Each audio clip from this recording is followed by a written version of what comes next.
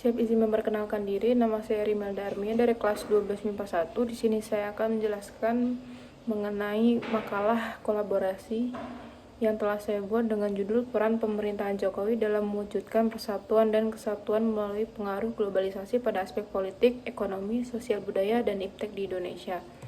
Di sini ada 4 kategori yang akan saya jelaskan, yaitu yang pertama pendahuluan, yang kedua landasan teori, yang ketiga pembahasan, dan yang keempat adalah kesimpulan.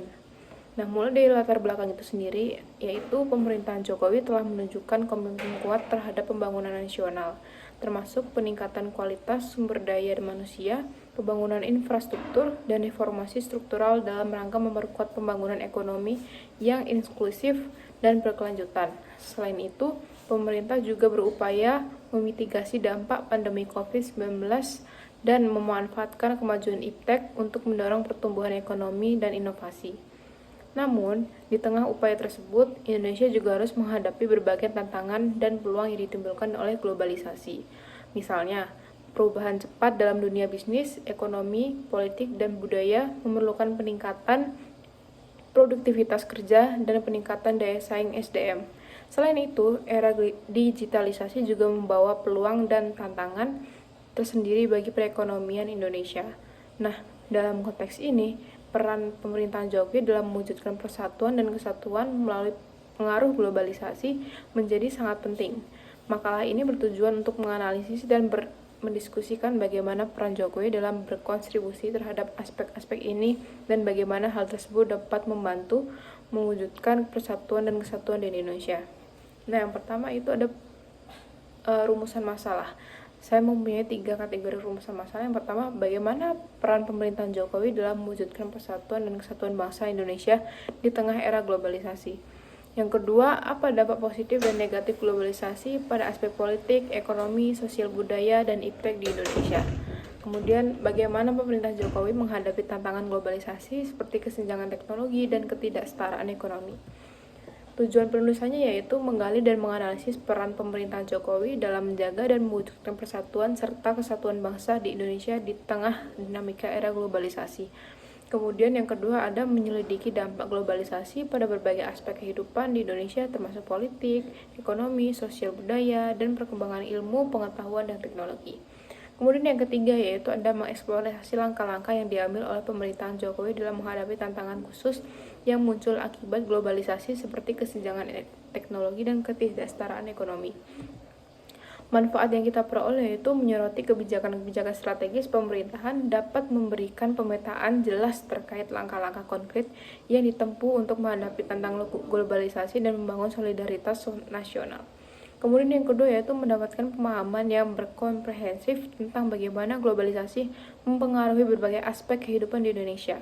Kemudian yang ketiga yaitu analisis langkah-langkah pemerintahan dalam menghadapi kesenjangan sosial dan ketidaksetaraan ekonomi yang memberikan wawasan tentang solusi konkret yang diterapkan.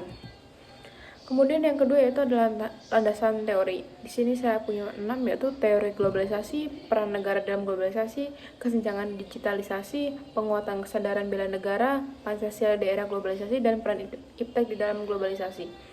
Yaitu yang pertama, globalisasi dipahami sebagai proses penyebaran kebiasaan-kebiasaan yang hubungan yang membawa melintasi benua, organisasi dari kehidupan sosial pada skala global, dan pertumbuhan dari sebuah kesadaran global bersama. Globalisasi juga mencakup terintegrasinya segala aspek kehidupan mulai dari ekonomi, politik, sosial, budaya, hingga iptek. Kemudian yang kedua yaitu negara atau pemerintah memiliki peran yang penting dalam mengatur dan mengintervensi berbagai aspek pembangunan dalam konteks globalisasi. Dalam konteks Indonesia, pemerintahan Jokowi memiliki peran dalam mewujudkan persatuan dan kesatuan melalui berbagai kebijakan dalam program. Yang ketiga yaitu kesenjangan digital, merujuk pada perbedaan akses dan penggunaan teknologi informasi dan komunikasi yang bisa disebabkan oleh banyak faktor, termasuk kondisi sosial ekonomi masyarakat dan kurangnya partisipasi dari pemerintah dan sektor swasta dalam mengedukasi teknologi informasi dan komunikasi. Kemudian yang keempat yaitu ada penguatan kesadaran bela negara dianggap sebagai kunci dalam menghadapi modernisasi dan globalisasi. Melalui bela negara diharapkan akan dapat membangun karakter disiplin, optimisme, kerjasama, dan kepemimpinan.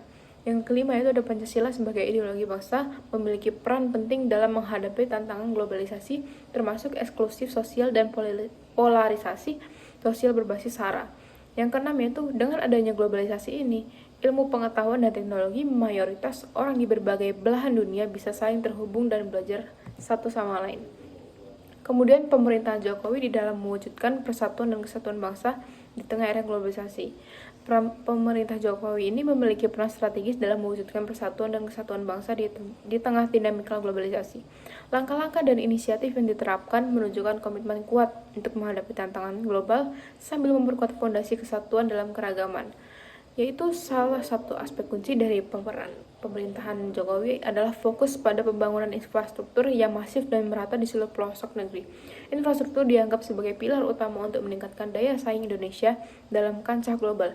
Pembangunan ini tidak hanya mendukung konektivitas antar wilayah, tapi juga menciptakan pusat pertumbuhan ekonomi baru, memastikan bahwa setiap daerah memiliki peran yang relevan dalam dinamika ekonomi nasional. Kemudian ada dampak positif dan negatif globalisasi pada aspek politik, ekonomi, sosial budaya, dan iptek di Indonesia. Yang pertama yaitu menghadapi kesenjangan teknologi. Kesenjangan digital di Indonesia melampaui infrastruktur dan melibatkan kurangnya media serta keterampilan terkait konten. Nah, pemerintah Jokowi telah mengambil langkah-langkah untuk mengatasi masalah ini. Misalnya, pemerintah telah berusaha untuk menjadikan teknologi sebagai penghasil devisa baru, penyerap tenaga kerja, alat mencerdaskan bangsa, dan alat demokrasi. Namun, tantangan ini masih berlanjut, terutama karena ada kondisi negara geografis Indonesia yang berupa kepulauan dan minimnya infrastruktur informasi dan komunikasi di beberapa wilayah. Yang kedua yaitu menghadapi ketidaksetaraan ekonomi. Ketidaksetaraan ekonomi di Indonesia telah meningkat, seperti yang diukur melalui rasio Gini. Untuk mengatasi tantangan ini, Presiden Jokowi telah menekankan pentingnya hilirisasi dan industrialisasi, yaitu menghentikan ekspor bahan mentah dan menambah nilai di dalam negeri. Selain itu, Presiden Jokowi juga menekankan pentingnya penguatan fiskal dan dukungan keuangan internasional, serta peraturan perdagangan dunia yang adil. Meski demikian, ketimpangan ekonomi masih menjadi tantangan yang signifikan. Yang ketiga yaitu ada gaya kepemimpinan dalam menghadapi tantangan. Presiden Jokowi menggunakan gaya kepemimpinan yang adaptif dalam menghadapi tantangan global ini. Dia menggunakan gaya kepemimpinan transformasional yang melibatkan inspirasi dan motivasi untuk mendorong perubahan dan inovasi. Demikian, pemerintah Jokowi telah mengambil langkah-langkah proaktif untuk menghadapi tantangan globalisasi, namun kesenjangan teknologi dan ketidaksetaraan ekonomi masih menjadi tantangan yang signifikan di Indonesia. Yaitu kemudian cara pemerintahan Jokowi terhadap tantangan globalisasi. Yang pertama yaitu menghadapi kesenjangan teknologi.